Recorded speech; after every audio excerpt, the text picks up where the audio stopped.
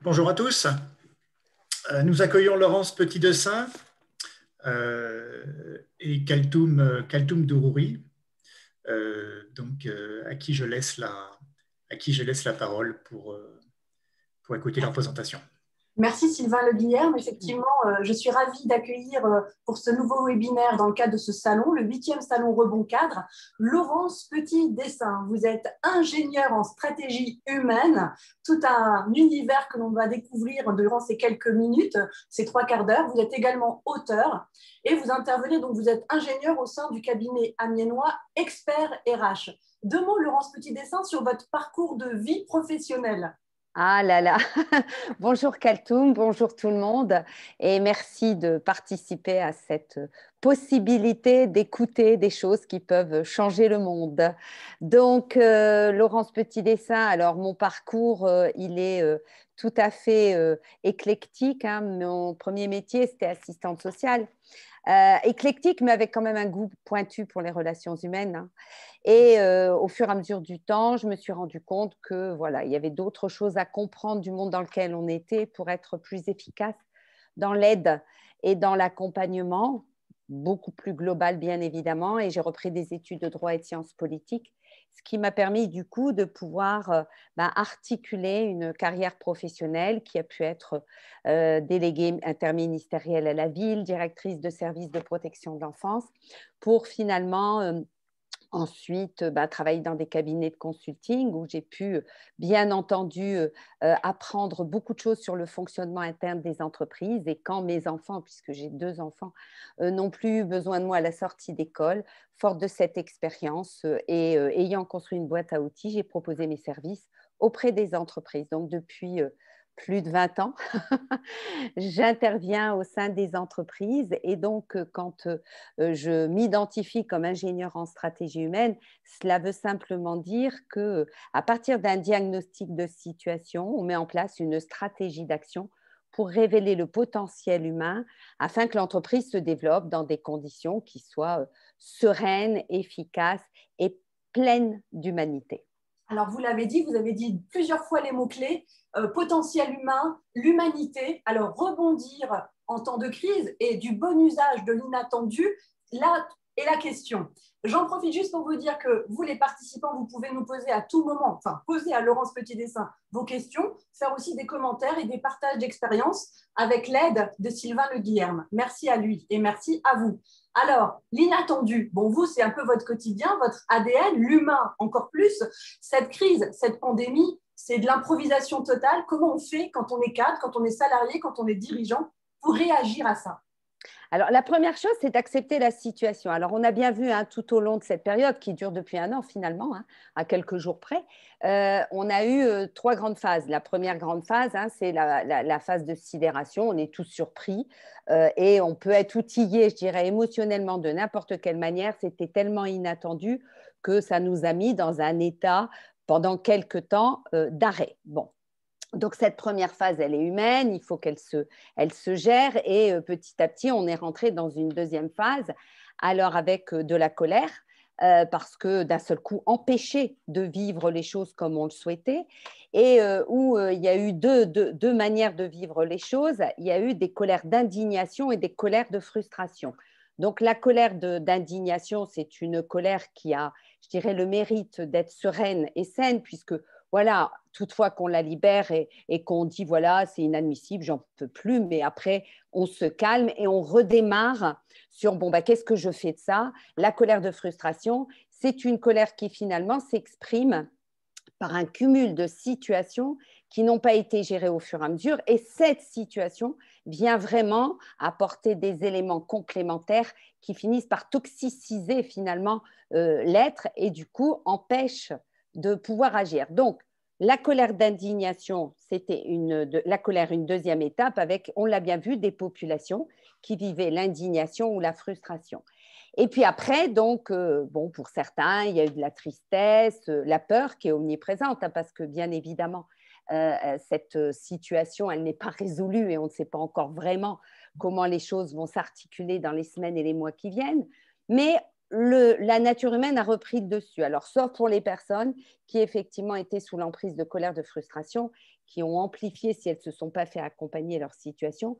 Mais pour, fort heureusement, une bonne partie de la population, il y a une capacité de rebond qui s'est mobilisée. Et donc, on le voit bien, une adaptation au contexte qui dépasse même ce qu'on aurait pu imaginer.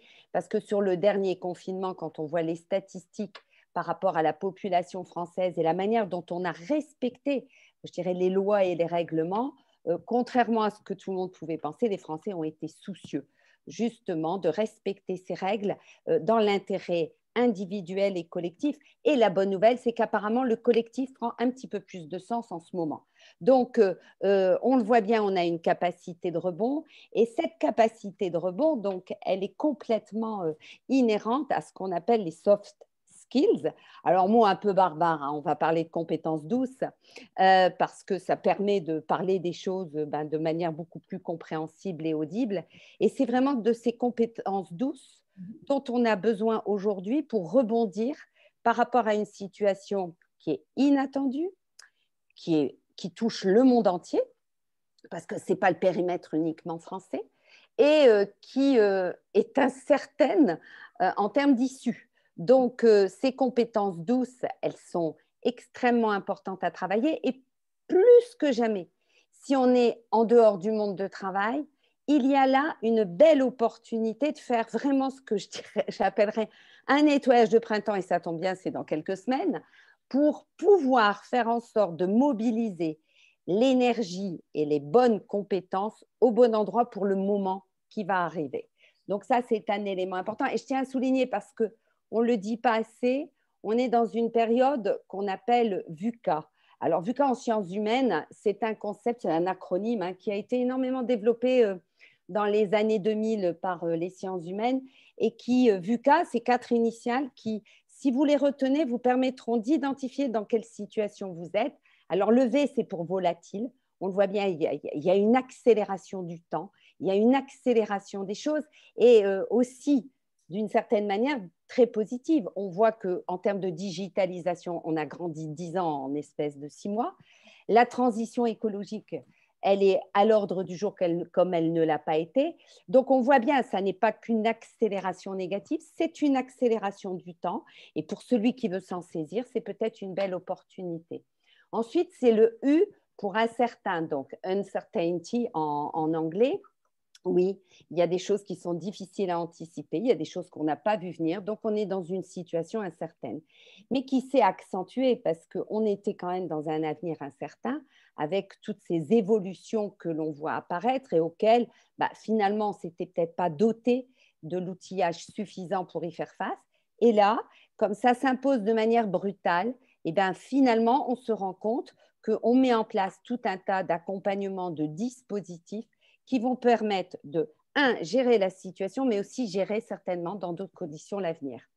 Ensuite, le C, c'est complexe, mais la complexité n'est pas inhérente au moment, la complexité du monde dans lequel on vit, elle est bien antérieure, sauf que la crise sanitaire, c'est un exhausteur de goût. C'est-à-dire que ça met tout en relief et donc on a l'impression que c'est plus complexe. Mais le monde d'avant n'était pas forcément si simple que ça à décoder. Donc, l'expérience ne suffit plus pour comprendre le monde dans lequel on est. La spécificité de la complexité, c'est que c'est tout ce qui va être lié à des apprentissages de savoir-être qui vont nous permettre de pouvoir mieux vivre la situation. Et le A de VUCA, c'est le A de ambigu. Il n'y a pas de rapport évident entre les causes et les effets. Et finalement, on peut vivre dans une même période le tout et son contraire. Ce qui veut dire que derrière tout ça, il y a une nécessité de souplesse par rapport à la situation qui n'est pas forcément quelque chose qui est la particularité de la population française, mais encore une fois, et toutes les études le démontrent, c'était peut-être un a priori de départ, mais on voit bien qu'au final, il y a une adaptation au contexte qui montre qu'on est capable de souplesse et d'agilité et qu'on sait mobiliser les ressources par instinct de survie et puis aussi parce qu'à un moment, on peut y voir un intérêt. Et tout l'intérêt de mobiliser les compétences douces, ça va être uniquement à partir de l'intérêt qu'on a à vivre les choses à moyen et long terme. Alors, merci. Alors, VUCA ambigu pour le U, mais pour le A, pardon, mais le ambigu, on peut le remplacer par, vous l'avez dit, l'agilité en étant un peu plus positif. Et est-ce que l'agilité, c'est déjà un début de soft skills? J'aimerais bien savoir, moi, c'est quoi une compétence douce? Alors, les compétences douces, c'est ce qui va être… Alors, si on essaie de schématiser, parce que voilà, on schématise beaucoup hein, dans nos modélisations pour avoir des points de repère. Si on schématise, on a cerveau droit, cerveau gauche. Alors, le cerveau gauche, c'est celui du savoir, je dirais de l'intellect, de tout ce qu'on apprend sur les bancs d'école et qu'on développe avec nos curiosités, et sur lesquels, en France, on aime évaluer, certifier, qualifier. C'est les barrettes hein, qu'on aime bien mettre en avant. Mais aujourd'hui, les compétences 12, alors, qui sont aussi plus de l'ordre du savoir-être, c'est le cerveau droit et c'est tout un tas d'éléments qui s'articulent sur deux blocs essentiels. Il y a l'intrapersonnel et l'interpersonnel. Donc, dans l'intrapersonnel, il va y avoir tout ce qui est lié aux éléments inhérents à la confiance en soi, l'estime de soi, la capacité à se réaliser et l'affirmation de soi et éléments extrêmement fondamental, la conscience de soi et la conscience de ses émotions. C'est-à-dire que si je reprends des propos qui ont été cités par Emmanuel Faber, qui est le patron de Danone, il y a presque aujourd'hui, dans un monde aussi mouvementé que celui dans lequel on vit, une obligation de conscience.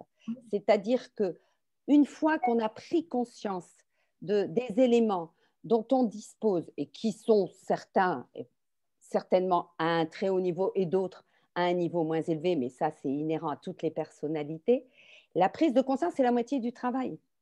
Donc, quand on parle effectivement de conscience de soi, c'est un élément clé pour pouvoir aborder la suite. Donc ça, c'est la sphère de l'intrapersonnel, confiance en soi, hein, donc tous ces éléments qui font qu'à un moment donné, je suis à l'aise avec moi.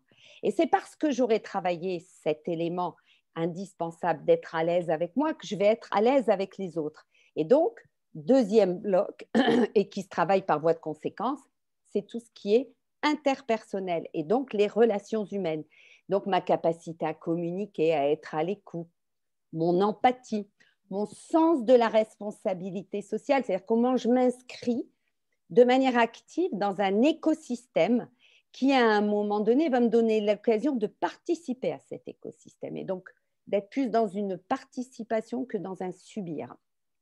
Et puis après, il y a tout ce qui va être autour de la capacité à résoudre un problème, le sens de la réalité. Est-ce que je suis pragmatique? Est-ce que je suis plutôt idéaliste? Et les idéalistes aujourd'hui, ils ont à mon avis de grosses bouffées de désespoir parce qu'on est vraiment dans un monde qu'on est en train de construire. Donc l'idéal, il est pour demain, mais il va falloir le nuancer avec un certain nombre d'éléments. Le contrôle des impulsions, qui est un élément clé dans la relation aux autres parce que quoi qu'il arrive et selon les contextes, je n'ai pas à déborder de ce que je ressens et de le faire payer aux autres. Et puis après, bien entendu, puisque vous l'avez exprimé, l'agilité, la flexibilité et élément qui est un élément que je donne en conclusion, mais qui est aussi en même temps le point de départ de l'essentiel, c'est l'optimisme. Très bien. Oui, l'optimisme. Alors, en ce moment, est-ce qu'on peut être optimiste? Comment on fait pour cultiver son optimisme? Alors, la première chose, c'est qu'on est vivant. Oui. Donc, déjà, ça doit nous donner, bah oui, ça doit nous donner un élément de réflexion qui est fondamental. Et je dirais, soyons aussi en mesure de faire l'état de la situation dans laquelle on est. Il y a une étude d'un chercheur nord-américain qui s'appelle Kevin Deaton qui dit que quoi qu'il arrive, il est important de mesurer son niveau de bien-être. Le niveau de bien-être, selon lui, c'est un ensemble composé de 3 éléments essentiels. Alors, ça vaut surtout pour les cultures occidentales, hein. Le schéma ne s'applique peut-être pas sur d'autres cultures. Bon, bien évidemment, et vous comprenez pourquoi, parce que les constructions ne sont pas forcément sur les mêmes modèles. Donc, l'ensemble du bien-être, il est sur 3 éléments clés. 50% la santé, 10% les conditions de vie, l'environnement, et 40%, alors ce que lui, il appelle le self, qu'on pourrait dire, ma capacité à vouloir à un moment faire de ma vie quelque chose dont je serai l'acteur ou l'actrice à part entière et que je veux faire évoluer au fur et à mesure. Donc, qu'est-ce qui fait que même dans le contexte, on peut être optimiste? Si on n'est pas hospitalisé sous réanimateur, si on n'a pas été touché personnellement, je dirais sur le plan de la santé, si on n'a pas perdu son emploi, et je tiens à rappeler quand même qu'en France, il y a eu quand même des mesures qui ont été mises en place pour soutenir les entreprises et soutenir, mais alors c'est jamais suffisant bien évidemment, mais si on se compare à d'autres pays, on n'est quand même pas trop mal lotis. Donc, ce qui veut dire que si on a un toit, un travail, en tous les cas, on a un revenu assuré, on a déjà 60% du bien-être. Donc, on ne peut pas, à un moment donné, baisser les bras et tomber dans un espèce de pessimisme qui irait à l'encontre de notre évolution. Et ceux qui seraient pessimistes, c'est souvent ceux qui n'ont pas géré leur colère de frustration. Donc, on revient au point de départ, c'est-à-dire qu'il y a une espèce de cumul et finalement, la situation, elle vient s'enliser avec le reste. Donc, dans les 40% qui restent, quand on a déjà 60% de bien-être, il faut quand même reconnaître que c'est déjà un élément puissant sur lequel on peut prendre appui. Et les 40%, c'est de pouvoir mesurer de soi à soi où est-ce qu'on en est dans l'intrapersonnel et l'interpersonnel pour pouvoir s'améliorer, mais on ne peut s'améliorer qu'à partir d'un objectif. C'est-à-dire que si je me lève le matin et que je me dis, tiens, aujourd'hui, j'ai décidé que j'allais travailler la confiance en moi, oui, mais quel est l'intérêt de travailler la confiance en soi si derrière, il n'y a pas un objet, une visualisation qui va nous mettre dans la dynamique de mobiliser les ressources. En fait, c'est un peu l'image du sportif de haut niveau. Un sportif de haut niveau, si on prend, parce que j'avais lu à l'époque l'ouvrage écrit par Laure Manodou, aller s'entraîner dans une piscine quand il fait -5 en plein air, alors que tout le monde est sous la couette en train de manger des chamallows, il est bien évident qu'il faut quand même avoir une vision de l'endroit où on veut aller pour que ça transcende la difficulté à sortir du lit.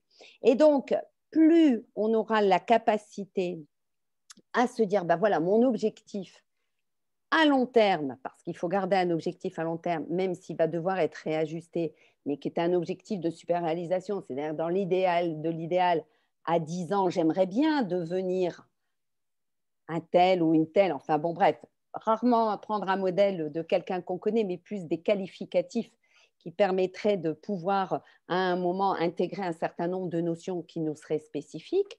Et puis, rétrospectivement, à partir d'aujourd'hui, qu'est-ce que je mets en place pour m'en rapprocher?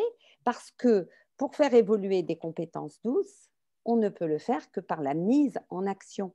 Vous pouvez acheter tous les bouquins de développement personnel, en faire des tables de nuit si vous voulez. À un moment donné, lire ne suffit pas, il faut passer par l'action. Et l'action prend sens, un peu comme l'entraînement du sportif du haut niveau, par rapport à l'objectif qu'on veut atteindre.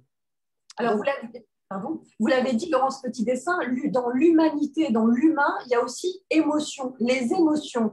On est tous chargés d'émotions plus ou moins fortes, on est tous dans l'émotionnel. Comment on peut faire de ces émotions une force? En les accueillant. C'est-à-dire que, alors, l'intelligence émotionnelle et la culture française n'ont pas souvent fait bon ménage, puisque c'est quand même des notions qui ont été développées, on le voit bien dans les pays du Nord, qui ont d'ailleurs des indices de bien-être, alors qu'ils n'ont pas l'ensoleillement le plus élevé, beaucoup plus élevé que le nôtre.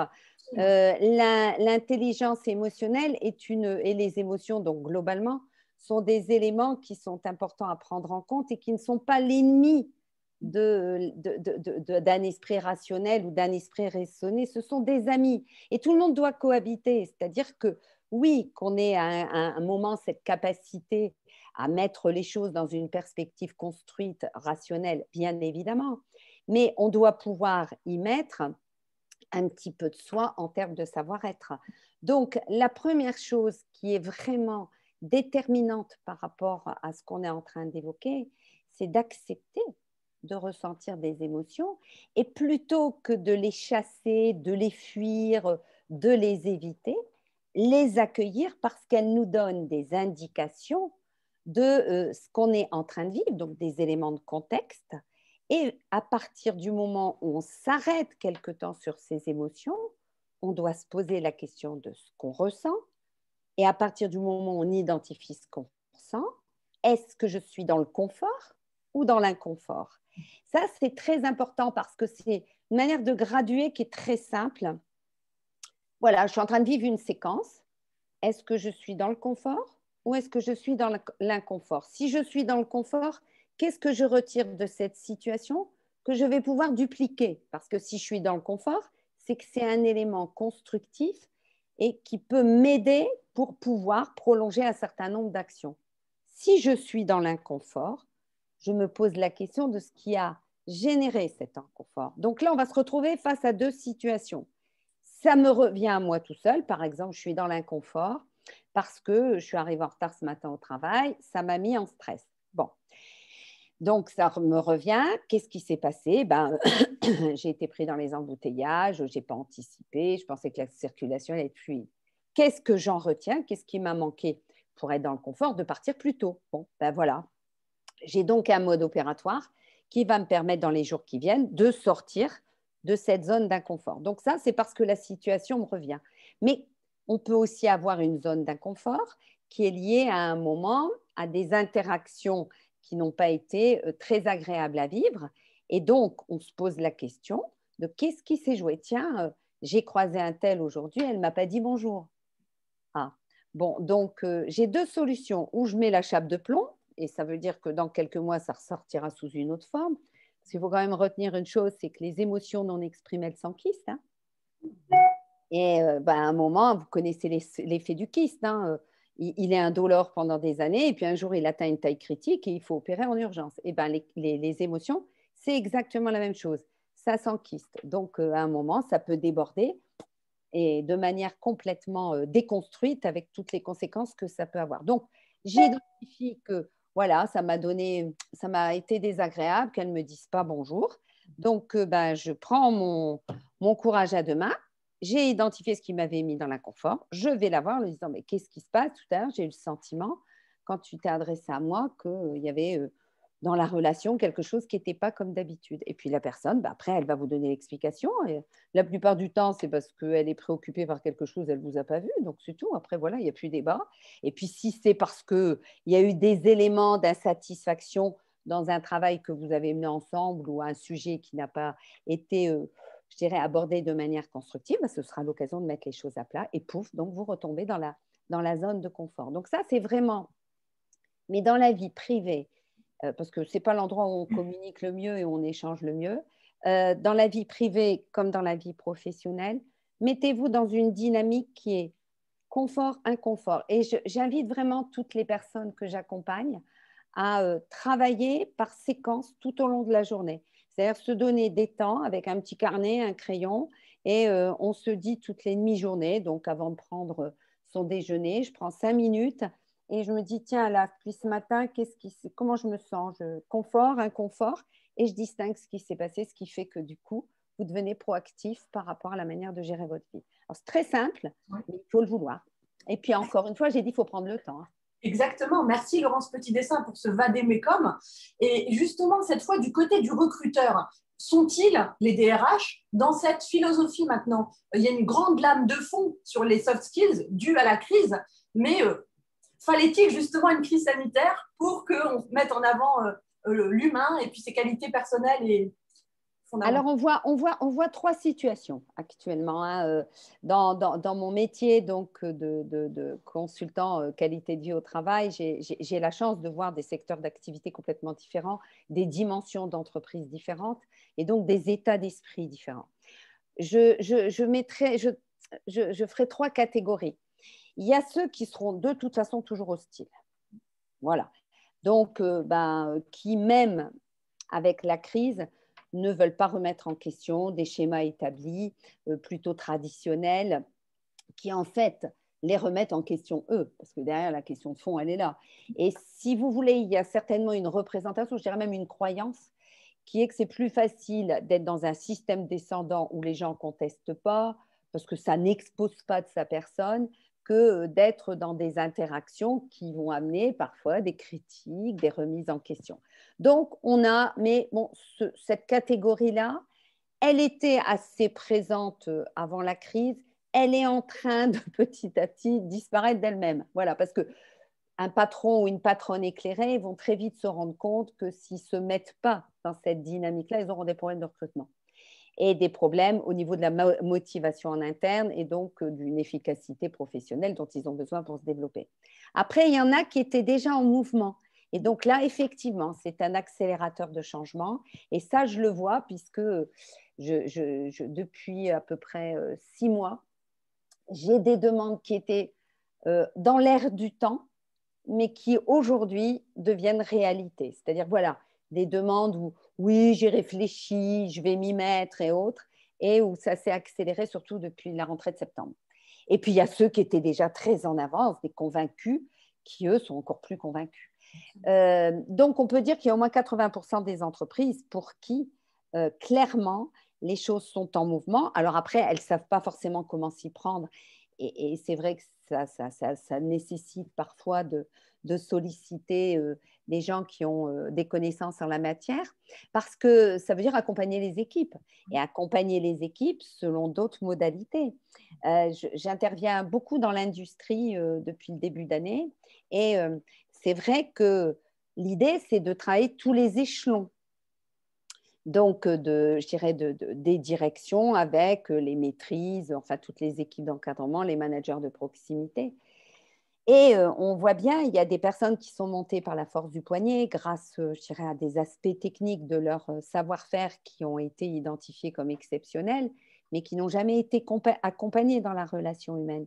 Et il est bien évident que pour ces personnes-là, il faut un temps d'appropriation de nouvelles donnes de relations humaines pour pouvoir faire en sorte que ça donne le résultat escompté. Mais presque maintenant, dans tous les recrutements dans lesquels, pour les entreprises dans lesquelles j'interviens, ça fait partie des prérequis.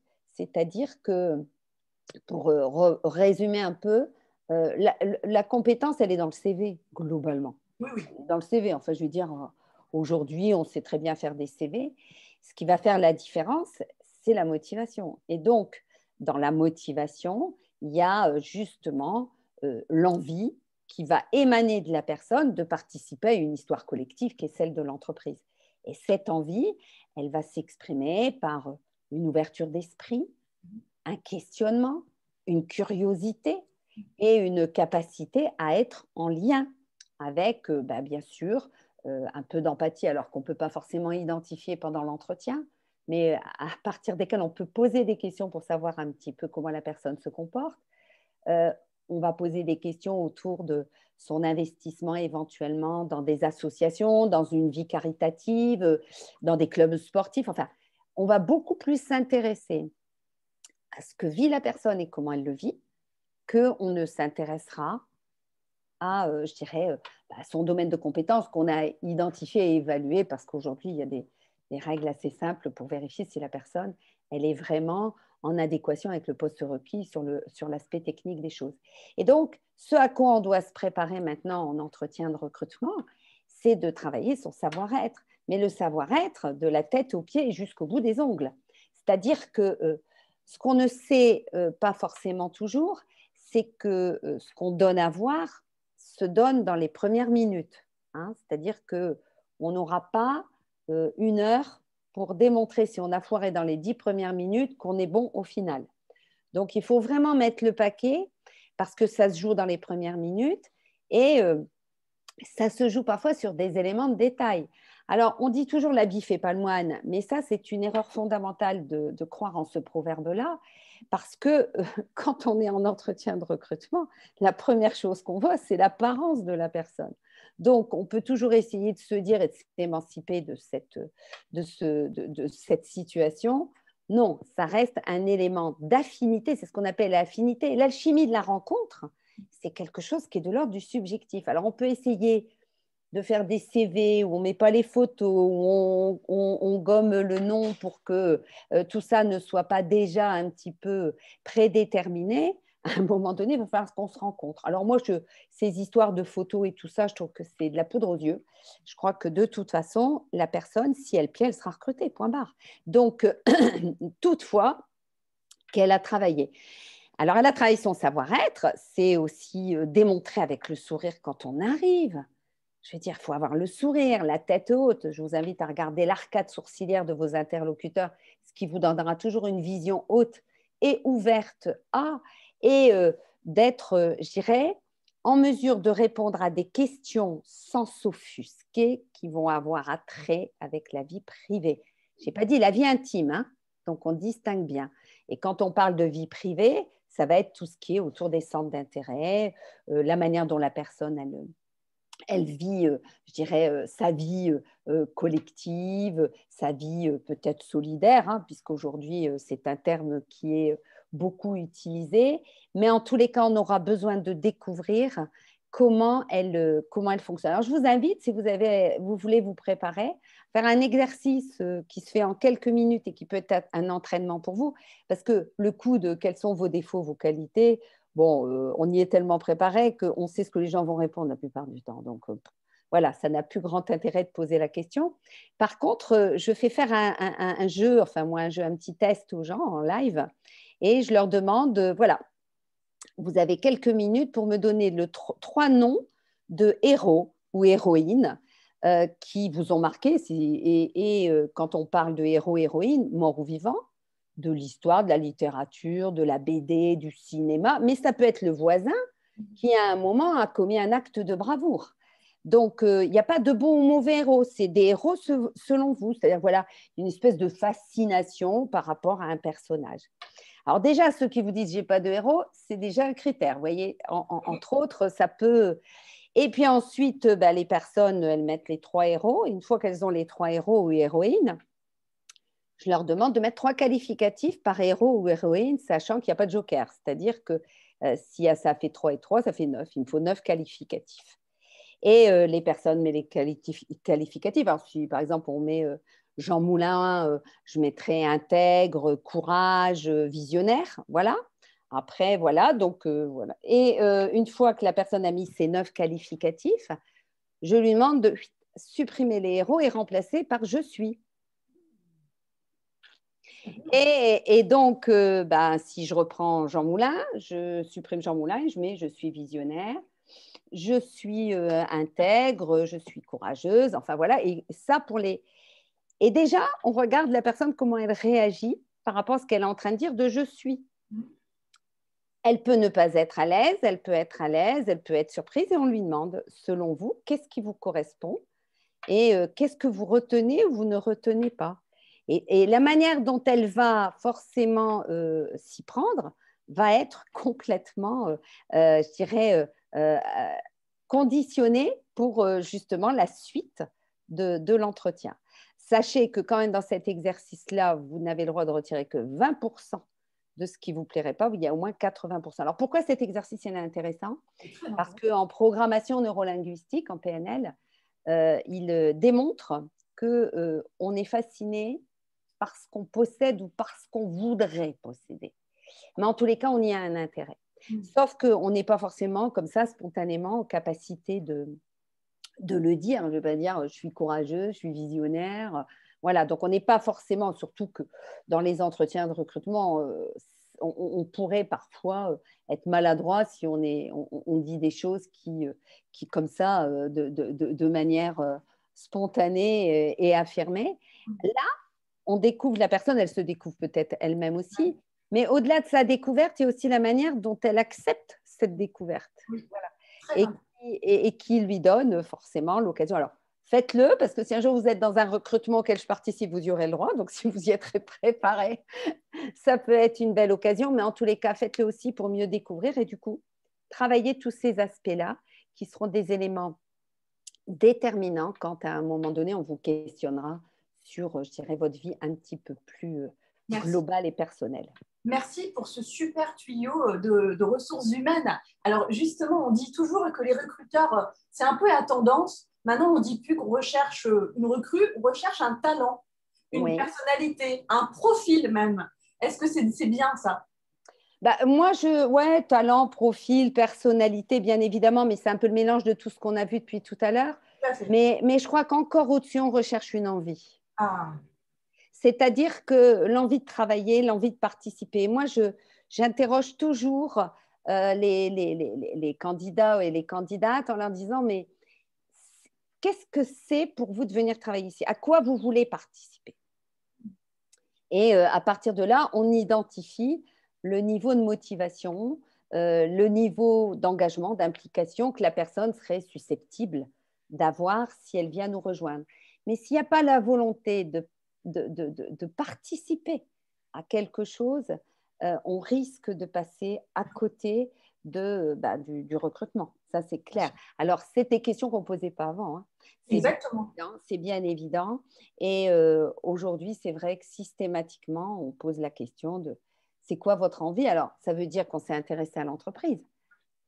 Enfin, je rappelle quand même qu'il y a des minimums parce que des fois, je reste quand même un peu épatée par la légèreté à laquelle certains et certaines participent, font preuve de participation, quoi.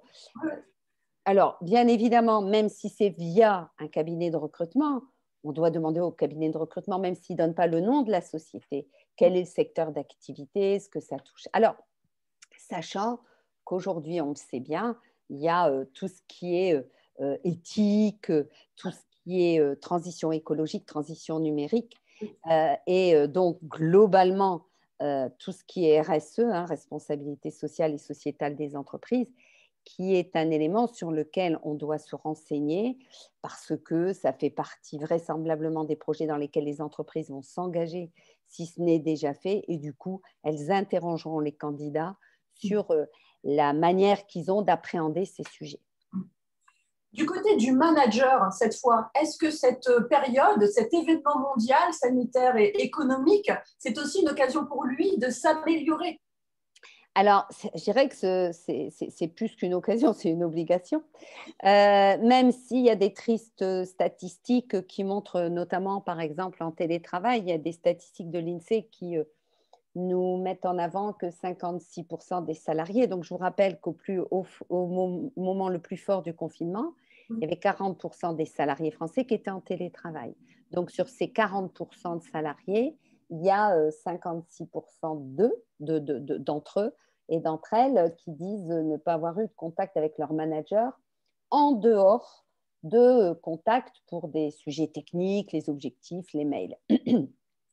Alors, pourquoi c'est effectivement une obligation? C'est qu'on le voit bien, il va manquer, la personne, elle est en télétravail, oui, je lui donne sa feuille de route, mais qu'est-ce qui fait le sel de la vie et le sel du travail? C'est les relations humaines. Et comment ça se construit des relations humaines dans l'entreprise? Ce n'est pas que le fait d'être sur le même poste de travail, c'est d'avoir la capacité à alterner entre les bavardages, qui sont le sédiment de la relation, et la communication qui, là, travaille sur les objectifs et sur les tâches à accomplir. Et quand on est dans l'entreprise, voilà, on croise quelqu'un, tiens, bonjour, comment ça va? Le match de foot de la veille, la pluie, le beau temps, la communion de la petite, enfin voilà, on va parler de choses qui, à un moment donné, nous donnent l'occasion d'établir du lien, le fameux lien social. Et puis, on va aller boire un café, et puis voilà. Et parfois, on en profite même pour parler d'un dossier, d'un sujet qui va être facilitateur d'échange pour la suite. Dans le télétravail, la grosse difficulté, c'est que ça ne paraît pas naturel et spontané d'appeler quelqu'un pour parler de la pluie et du beau temps. Donc, et ça demande un effort tel, une mobilisation telle, si on n'y a pas travaillé, que finalement, on le laisse de côté. Donc, fort heureusement, il y a des prises de conscience à ce niveau-là, mais tout le monde n'était pas en télétravail et les mêmes situations produisent les mêmes effets. Il y a eu une mise en relief, comme je le disais tout à l'heure, et il y a un besoin des salariés d'être certainement beaucoup plus entourés relationnellement parce que les éléments de contexte qu'on a décrits tout à l'heure ne laissent pas les gens dans l'indifférence. L'anxiété, mais c'est plutôt ça d'ailleurs de dire je suis anxieux en ce moment parce que si on ne l'était pas, ça voudrait dire qu'on n'est pas connecté au monde. Hein. Après, c'est la question de la graduation et de l'intensité, mais en tous les cas, il est bien évident que pour les managers, il y en a qui étaient déjà, je dirais, on va retrouver les mêmes 3 typologies que ce que j'ai exposé tout à l'heure, ceux qui étaient naturellement déjà et spontanément dans le mouvement de la relation, il y en a qui étaient en train de s'y mettre, et puis ceux qui sont hostiles, mais qui sont hostiles pour 2 raisons. Parce que se remettre en question, ce n'est pas aisé, et puis aussi peut-être parce qu'ils n'ont pas été formés et accompagnés. Et là, il y a un devoir, je dirais, de l'entreprise que de former ses managers pour ne pas les laisser en difficulté, avec une poussée qui va s'accentuer d'un besoin de relations constructives dans les entreprises. Oui. Encore quelques questions. J'aimerais savoir, Laurence Petit-Dessin, votre vision sur l'inattendu. Est-ce que maintenant, cet inattendu, le côté imprévisible, doit être désormais pensé comme quelque chose qui va être du coup prévisible, qu'il faut qu'on apprenne à naviguer par mauvais temps, que ça devienne un peu notre quotidien? Oui, en fait, il faut accepter l'idée que les schémas qu'on avait préétablis et qui étaient, je dirais, stables, n'existeront plus. D'ailleurs, c'est presque une aubaine. C'est presque une aubaine parce qu'on va travailler un petit peu notre souplesse et notre agilité et ça va nous donner une force pour faire face au changement. La situation, elle est inédite et spectaculaire. Mais en même temps, si on regarde dans l'histoire du monde, on était un peu tranquillou depuis quelques années. Enfin, je veux dire, voilà. Et quand on voit les impatiences ou les réactions qu'on a de toutes parts, et pas seulement en France, hein, par rapport à la situation, je crois elle est proportionnelle à la qualité de vie qu'on avait. Et donc, il y a une intolérance à la frustration parce qu'on pensait être les maîtres du monde. Voilà. Donc, ça nous rappelle, bien entendu, qu'il faut avoir une vision peut-être un petit peu plus humble de ce que l'on est. Et je dirais que l'humilité, c'est certainement l'élément clé sur lequel nous aurions à travailler. Nous rappeler que nous sommes des êtres vivants, donc que nous serons amenés à mourir et que ça fait partie de la vie et que toutes les colères qu'on pourrait avoir dans tous les sens sur le sujet, elles sont inutiles. Donc, intégrer des notions, je dirais, un petit peu plus philosophiques de sens et qui remettent l'homme dans une dynamique projet, dans une dynamique d'action dans laquelle il doit être acteur et avec la nécessité de réadapter. C'est-à-dire que si je suis dans un projet et que j'ai beaucoup d'obstacles à pouvoir réaliser mon projet, je remets en question le projet. J'arrête de m'obstiner sur les obstacles. Et je reprendrai un petit peu l'approche philosophique de Sartre. Vous êtes face à un immense rocher. Pour celui qui veut l'escalader, ça peut paraître impossible. Pour celui qui veut le peindre, il peut en faire une belle œuvre. Excellent. Alors, j'ai une dernière question pour vous, Laurence Petit-Dessin, peut-être aussi de l'ordre peut-être de la philosophie, en tout cas de l'optimisme. Qui dit inattendu dit improvisation, et quand on improvise, parfois on peut innover. Est-ce qu'on ne devrait pas suivre aussi l'exemple américain ou aux États-Unis, en tout cas chez les anglo-saxons, c'est le fait de prendre un risque, d'accepter aussi l'erreur, d'accepter d'échouer, c'est improviser, mais qui peut créer de l'innovation. Alors, c'est vrai qu'on n'est pas très audacieux de ce point de vue-là par rapport aux anglo-saxons, et on a beau dire que l'erreur est humaine, il y a quelque chose qu'on ne supporte pas, c'est l'erreur, j'allais dire l'horreur pratiquement, vous voyez, parce que finalement, ça finit par provoquer ça.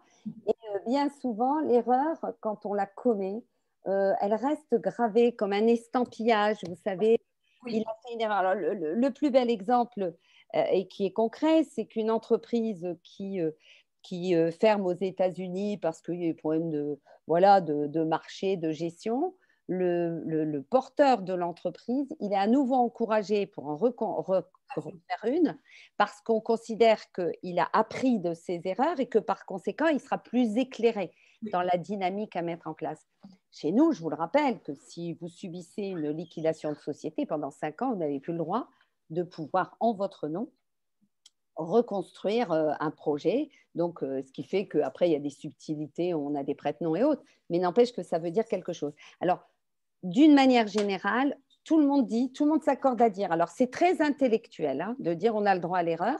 Maintenant, c'est l'émotionnel qu'il va falloir agir. C'est-à-dire, comment, alors déjà, moi, individuellement, j'accepte d'avoir commis une erreur. C'est déjà de la reconnaître. Et puis, de la communiquer pour en faire une force collective.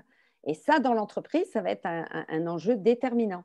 Et on ne sanctionne pas sur l'erreur. Moi, j'aimais bien la théorie de Kung Fu Panda. Oui, parce que je trouve que, voilà, de Sartre à Kung Fu Panda, voilà, mon monde est large. J'aimais bien la théorie de Kung Fu Panda. Il disait une chose qui était fabuleuse, parce que quand on est un panda penser faire du kung-fu, c'est quand même déjà un petit peu prodigieux. C'est comme mon rocher, si vous voulez, de ça. Finalement, on s'en rapproche. Mais j'aimais bien, il disait, voilà, on doit fêter les échecs, célébrer les réussites et condamner l'inaction. Merci. J'ai presque envie d'arrêter sur cette phrase, presque un dogme, en tout cas un credo à suivre. Mais c'est Cécile de Oliveira qui va peut-être clore parce qu'elle vous écrit, Laurence, merci pour cette bouffée d'optimisme. En effet, elle réfléchit à rebondir après avoir été mise sur la touche. Un conseil pour elle? Eh ben, qu'elle accepte la situation, c'est-à-dire qu'elle ne la traduise pas comme je ne suis pas capable, mais voilà, c'est que l'histoire devait se terminer. Et je crois que je connais Cécile, il me semble qu'on s'est déjà croisés. Je sais qu'elle a cette ressource en elle pour se dire que finalement, c'était peut-être la fin d'une histoire nécessaire et le démarrage d'une autre histoire. Excellent. Sylvain Le Guillerme, la parole à vous. Sinon, moi, j'aimerais remercier Laurence Petit-Dessin d'avoir participé à ce dernier, je crois, webinaire de la journée, de ce Salon Rebond Cadre 8e édition qui s'est déroulé sans encombre. Merci à tous. Merci beaucoup. Sylvain, on vous écoute. Oui, merci Kaltoum et merci Laurence pour votre échange extrêmement riche. En dernier slide, vous aurez les coordonnées de Laurence, si vous avez le souhait de la contacter. Et vous aurez ensuite un petit sondage anonyme que je vous soumettrai. Et nous clôturons là le salon, en effet, après cette très longue journée. Merci aux intervenants, merci aux participants et aux spectateurs. Merci à tous et à toutes. Merci. Bravo. Au revoir. Au revoir.